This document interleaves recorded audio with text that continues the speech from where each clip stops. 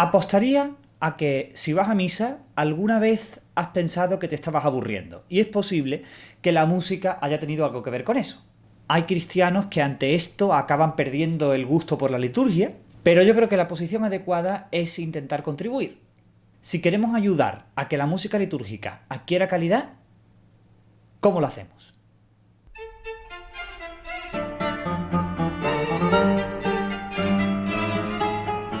En el vídeo anterior de esta serie sobre música litúrgica, os contábamos desde Christus Vincit cuáles son las principales partes de la misa en cuanto a la música se refiere. Que si todavía no lo has visto, para aquí y ve a mirarlo. Lo tienes en la descripción, bueno, en la descripción o en la pestañita o yo qué sé. Ya sabéis cómo va el tema de YouTube. Lo tenéis por aquí. El caso es que os contábamos, entre otras cosas, que el estilo musical debe siempre corresponder con las circunstancias en las que se celebra la liturgia. Así que, en este vídeo, vamos a intentar acercarnos a cuáles son esos distintos estilos musicales que podemos utilizar en la liturgia e incluso cuál es el repertorio al que podemos recurrir si queremos contribuir con música a la liturgia. Los estilos musicales de los que disponemos en la Iglesia Católica para utilizar en la liturgia vienen dados por el desarrollo que esta propia música litúrgica ha tenido a lo largo de la historia de la Iglesia. Y a lo largo de la historia podemos destacar tres momentos fundamentales en los que el estilo destaca por su importancia. El primero de ellos es el gregoriano.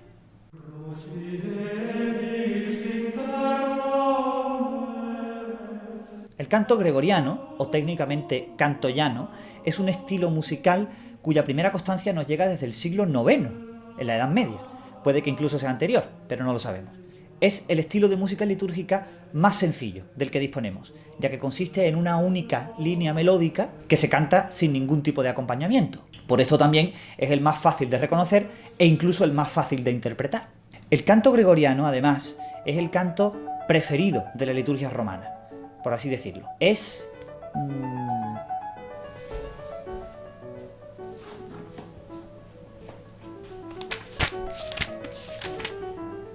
aquí. La Iglesia reconoce el canto gregoriano como el propio de la liturgia romana. En igualdad de circunstancias, por tanto, hay que darle el primer lugar en las acciones litúrgicas. Esto no es ningún documento medieval, sino que es del Concilio Vaticano II. Así que, como veis, incluso el magisterio de la Iglesia tiene que reconocer en su autoridad que el canto gregoriano es el estilo preferible, si se puede interpretar. Al terminar la Edad Media, la Iglesia llega a un momento culminante en su organización jerárquica, doctrinal y litúrgica con el Concilio de Trento. Este concilio, celebrado durante el siglo XVI, acepta que en la liturgia se pueda usar música polifónica, es decir, con varias voces que suenan a la vez pero que son independientes. Esto da una gran variedad al repertorio litúrgico porque permite a los compositores meter en la liturgia las cosas que componen. Y ya no solo se trata de usar himnos muy antiguos que están solo en latín. En esta categoría podemos incluir a mogollón de compositores de todas las épocas y distintos estilos de la historia de la música, pero cuyas formas musicales son, al final, esencialmente las mismas para la liturgia. Estos compositores abarcan desde Monteverdi hasta Mendelssohn, pasando por Mozart o el mismísimo Beethoven. Todos ellos compusieron música litúrgica y otras músicas que también valen para la liturgia, en estilos muy diferentes, pero que en la liturgia se distinguen esencialmente del gregoriano. Y por último, llega el siglo XX y se celebra el Concilio Vaticano II. El Concilio Vaticano II admite el uso de formas populares en la liturgia, cosa que estrictamente ya se hacía, pero la música popular o profana que se hace en el siglo XX es ya muy diferente de la que se hace en siglos anteriores. Y es por esto que utilizamos instrumentos nuevos, formas musicales nuevas y el estilo litúrgico es muy distinto.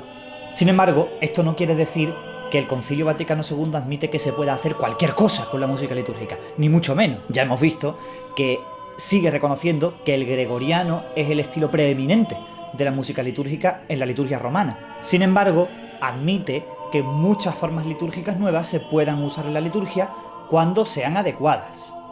Esto es así porque una de las exigencias principales del Concilio Vaticano II en materia de liturgia fue la participación del pueblo de Dios. Así pues, para facilitar que la asamblea litúrgica participe en la música, hay que utilizar un estilo que sea más adecuado para la participación del pueblo al mismo tiempo que canta el coro. Por eso se utilizan para esto estilos mucho más pop que estilos barrocos, por ejemplo. Y por último, además de todos estos estilos propios de la música católica en toda su historia, también podemos añadir la música de otros compositores que no son católicos, pero que es excelente para la liturgia. Quizás la mejor música que se ha hecho para la liturgia la haya hecho Johann Sebastian Bach. Bach Forever. La música de estos compositores, por ejemplo de Bach, que era protestante luterano, también se puede usar en la liturgia católica cuando es adecuada. Es decir, que su estilo es adecuado y su letra encaja con la doctrina de la Iglesia Católica. Por ejemplo, este es un coral muy famoso y muy bonito de Johann Sebastian Bach.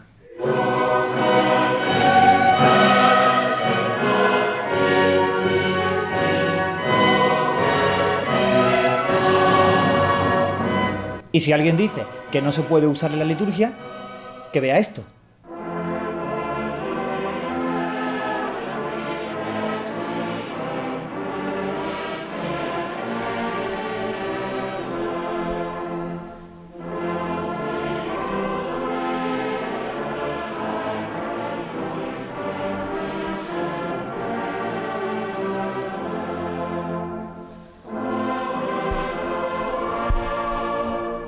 Que si el Papa Benedicto ya no es una autoridad válida, cuando además es pianista, ya apaga y vámonos. Lo importante de todo esto es saber que tenemos que hacer siempre lo mejor que podamos hacer, el estilo más excelente que podamos hacer con los medios, voces, instrumentos que tengamos, tenemos que hacerlo. En la liturgia todo es para Dios y por tanto hay que ofrecer siempre lo mejor. Así que es verdad que el gregoriano, por ejemplo, es el estilo preferido para la liturgia romana, pero si podemos hacer algo más bonito, más digno y que además está permitido, adelante. Como ya dijimos en el vídeo anterior, el criterio principal siempre es el sentido común.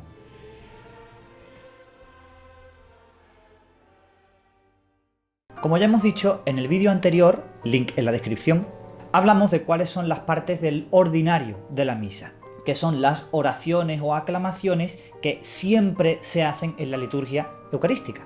Y por tanto, su letra no varía. Ahora bien, hay otras partes de la misa que quedan, por así decirlo, huecas. En estas partes se aprovecha para introducir todo el repertorio musical que queramos y que sea adecuado para estas partes. Estas partes son la entrada de la misa, el ofertorio, la comunión y la procesión de salida. Tanto la entrada de la misa como la salida son momentos de procesión. Por eso la música que utilicemos en ellos siempre tiene que ser algo animada o movida, nunca lenta o emotiva. Puede ser triste, pero no lenta. Sin embargo, se diferencian en la forma musical que utilizamos en cada una de ellas, porque mientras que en la entrada hay que introducir la liturgia de la misa, que siempre tiene un motivo o un carácter propio, que por ejemplo no es el mismo en Pascua que en Cuaresma o en Navidad que en Adviento, es casi necesario utilizar siempre música con canto, y con un canto que sea adecuado al tiempo litúrgico o al carácter de la celebración. Por otro lado, para la salida se prefiere música instrumental, preferiblemente de órgano. En los otros dos momentos, que son más esenciales para la liturgia, que son el ofertorio y la comunión, se prefiere también que se use un canto, aunque es posible utilizar música instrumental. El ofertorio es la parte más libre de estas dos, porque al final podemos utilizar casi el canto que queramos, siempre que sea adecuado para la liturgia eucarística. Por otro lado, la comunión es mucho más restrictiva, porque preferiblemente tendremos que usar un canto eucarístico. Hay muchos cantos clásicos al uso, tipo Cantemos al amor de los amores, Adorote devote, el Pange Lingua, incluso otros que no son eucarísticos, pero que encajan muy bien como Cerca de ti. Aunque estos son cantos muy utilizados en España, en otros países hispanos no sé qué es lo más popular. Luego, además de todas estas partes que quedan libres para poder utilizar el repertorio que queramos, también están las oraciones propias, o el propio de la misa, que es lo contrario del ordinario, que hablábamos el otro día. Estas oraciones tampoco se pueden cambiar porque cada día son específicas, son oraciones litúrgicas. Y además, como cambian mucho en su forma, no se puede componer una música concreta para ellas porque cada día es distinto. Sin embargo, en las misas más solemnes el sacerdote puede cantar estas oraciones y los instrumentos pueden acompañar el canto que haga para solemnizar todavía más. Entonces, sabiendo las partes de la misa en las que podemos introducir repertorio, ¿cuál es el repertorio del que disponemos? Lo importante, una vez dicho esto, es que investiguemos y busquemos cosas que podemos cantar y utilizar. Y para esto, aunque a veces se piense lo contrario, tenemos muchísimos recursos. Si no os acordáis, vivimos en el siglo XXI. Buscad por ahí que algo encontraréis. Para esto, recordad siempre que la letra debe ser adecuada para la doctrina cristiana, que la música debe ser correspondiente a un estilo, de nuevo, adecuado para la liturgia. Y por último, más importante aún, que tengamos los recursos necesarios para interpretar esa música. Para esto, evidentemente, el órgano es lo más versátil, es el instrumento que podemos utilizar para acompañar casi cualquier cosa. Pero tengamos lo que tengamos, lo podremos utilizar. Si tenemos un coro, usadlo, que no. Tenemos alguien que toque la guitarra, o alguien que toque el órgano, o incluso se puede cantar a capela, que no pasa nada. La cuestión es que busquemos siempre lo más digno posible que sea adecuado a los recursos de los que dispongamos.